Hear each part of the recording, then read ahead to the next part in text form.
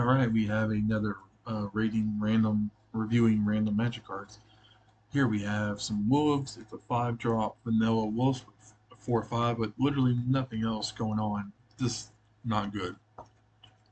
I mean, and this was actually printed not that long ago. This was 2019, and it just goes to show you because you really don't see creatures anymore. I was actually watching a video, and I forget what channel. I think it was like this card design channel, and they were talking about like vanilla creatures and how important they are in the card game or whatever.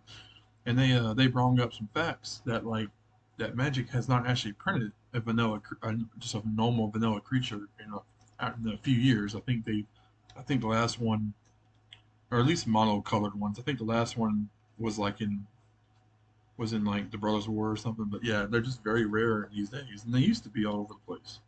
But yeah, there's a 5 drop. It's just terrible. It's not even good rates. Unclaimed territory. So, is this the tribal one? Yeah, this is one of the tribal ones. Okay. I mean, basically, this is always going to be good in your tribal decks, except for maybe goblin. Except for like monocolored tribal decks. Like you're not going to play these in goblins because it's too slow and you don't need the different mana. But anything that you're like any five, especially 5 color like tribal decks, like if you're playing an allies deck or if you're playing a slivers deck or something like that, you're definitely gonna want this. We got arrow volley trap. So this is a trap, which is a subtype of instances back in originally first created in the Zendikar block, and these were basically like things that would be a lot cheaper to cast if your opponent did a certain thing, and you activate my trap card. The memes and the jokes were real when these came out. So this one is basically just it's 2 mana to spent to play it instead of its normal cost if you're being attacked by 2 or more creatures, and you get to deal 5 damage divided as you choose. Nothing really to call home about. I'm sure it was probably a decent removal card for limited, but other than that, we have Mask of Griselbrand. So 3 mana for legendary artifact and equipment. Quick creature has flying and lifelink. Whenever a quick creature dies, you may pay X life, where X is the power. If you do, draw X cards. So, I mean, the effects are really good. So you're getting your creature's getting flying and lifelink, and whenever the quick creature dies, you get to spend pretty much any amount of life and then draw that many cards. So the effects are very powerful. The mana costs and the equip costs are really high, but that's kind of offset by like how good the effect actually is. And you do gain lifelink, so if you get to hit with a creature, you're definitely helping to mitigate and take advantage of this pay life trigger. So I don't know, is this but it's kind of weird because these 2 abilities make me think that you want to put this on a big boy so you can hit for evasive big boy damage and gain a bunch of life. But then the fact that you want your creature to die with this trigger kind of makes me wonder if this is supposed to be played in Aristocats type of decks. Like I don't know, is it supposed to be? Let me know, guys. Do you guys play this? Do you guys like to play this in Aristocrat strategies, or do you play this in more like I'm playing a big demon or something strategies?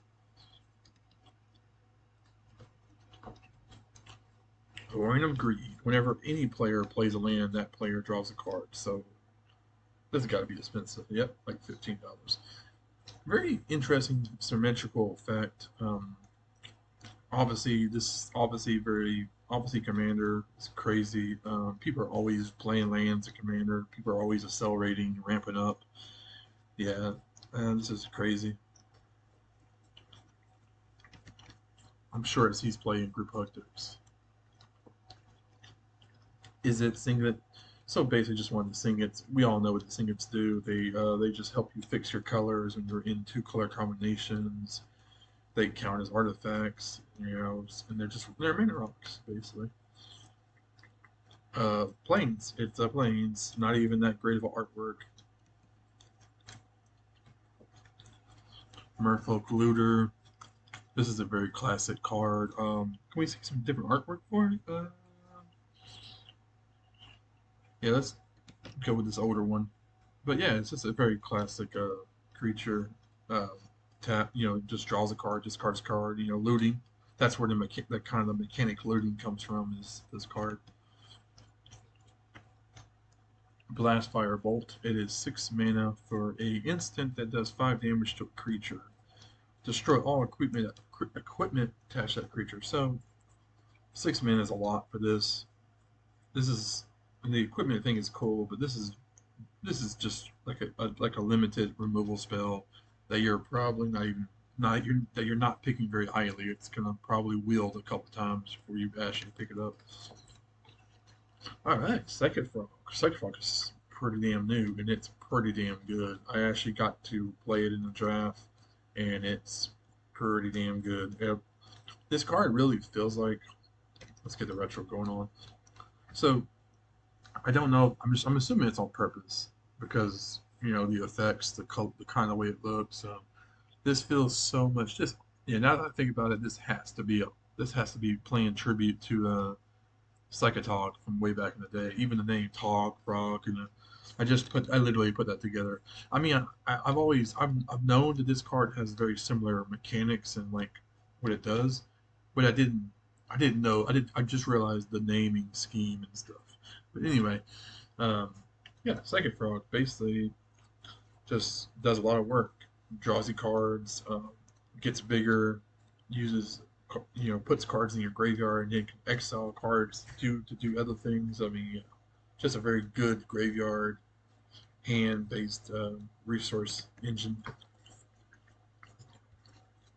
So this is one of the temples. I think Pharaohs was when these originally came out.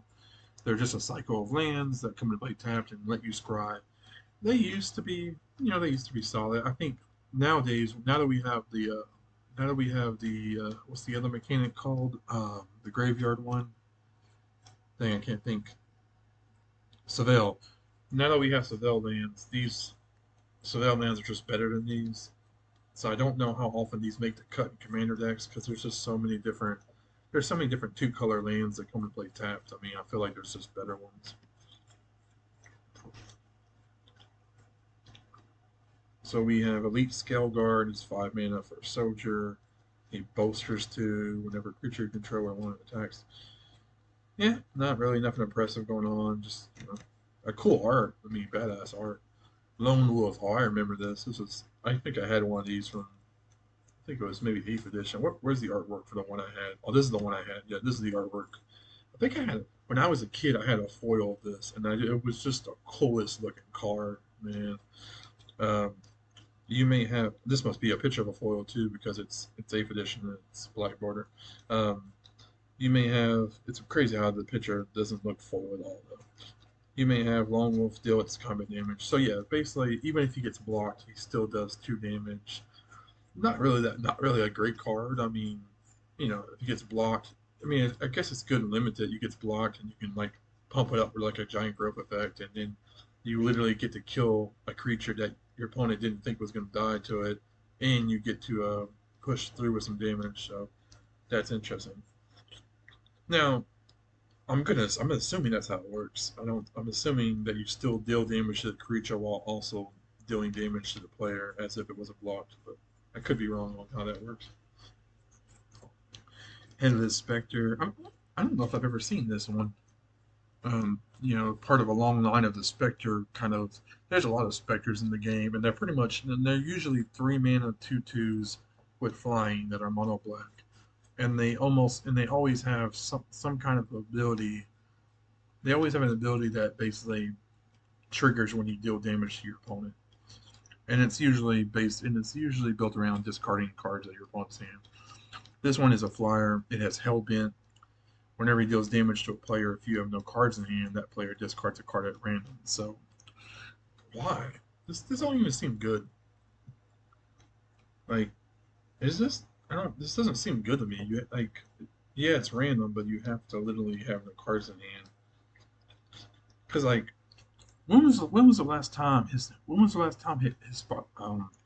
almost called him his Hispanic Spectre. When was the last time Hypnotic Spectre ever got printed?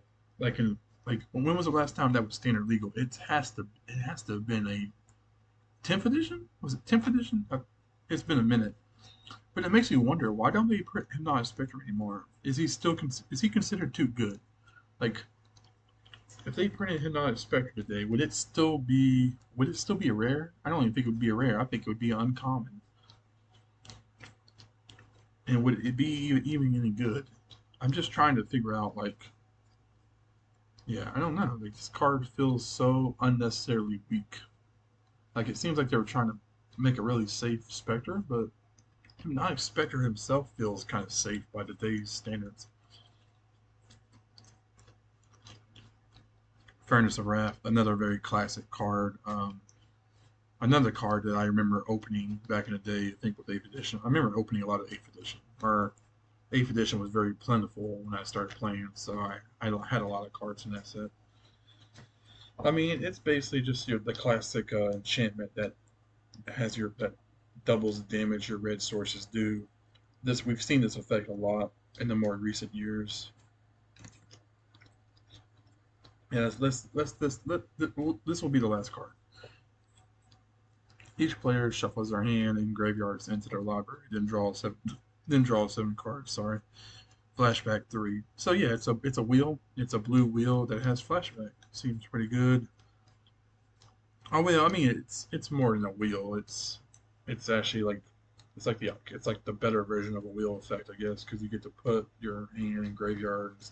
Yeah, I mean really good card. It's symmetrical, but yeah, I mean yeah, very good, really good reset button. All right, guys. So that's all I got for this one. Thank you guys for watching. Let me know what your favorite, if you have any cool stories for any cards we saw here, or let me know any fun facts about any of the cards we